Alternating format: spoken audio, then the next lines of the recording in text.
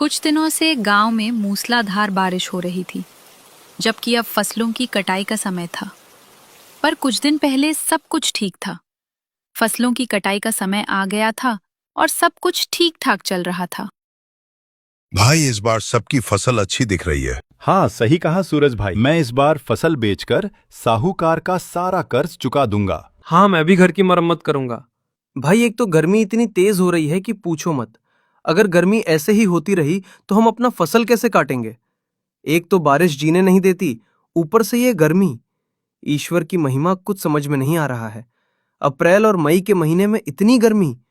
मई का महीना चल रहा है, गर्मी तो समझ में आ रहा है, लेकिन ये बारिश और तंग कर दी है। हे भगवान, इस समय मौसम थोड़ा ठंडा हो जाए तो सबका भला हो जाएगा। अच्छा भाई, लोग चिंता मत करो, सब ठीक हो जाएगा। अच्छा, अब मैं घर चलता हूँ, बाद में मिलते हैं। सुबह से कुछ खाया नहीं हूँ।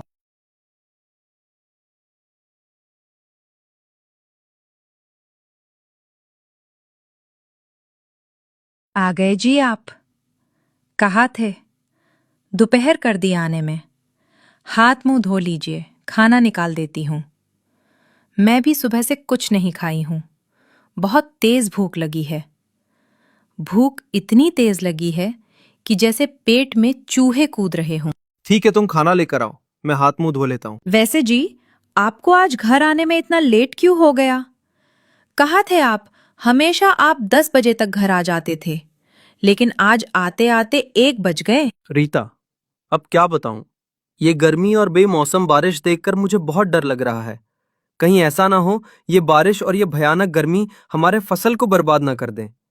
इस बार की फसल से मैं बहुत उम्मीद लगाया हूं। अगर हमारा ये फसल कहीं बर्बाद हो जाएगा तो मैं सेठ जी का कर्जा कैसे चुकाऊंगा? अगर मैं उनका कर्जा नहीं चुका पाया तो सेठ जी हमारा ये घर हमसे छीन लेंगे।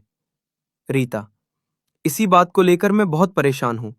रास्ते में जब मैं घर आ रहा था तो सूरज और विकास मिल गए और इस मौसम के बारे में बात करते करते इतना लेट हो गया घर आने में कि मुझे पता ही नहीं चला। रीता अंगद के लिए खाना लेकर आती हैं। दोनों लोग खाना खाने बैठ जाते हैं। तभी रीता अंगद से कहती है, चिंता मत करिए जी, सब ठीक हो जाएगा।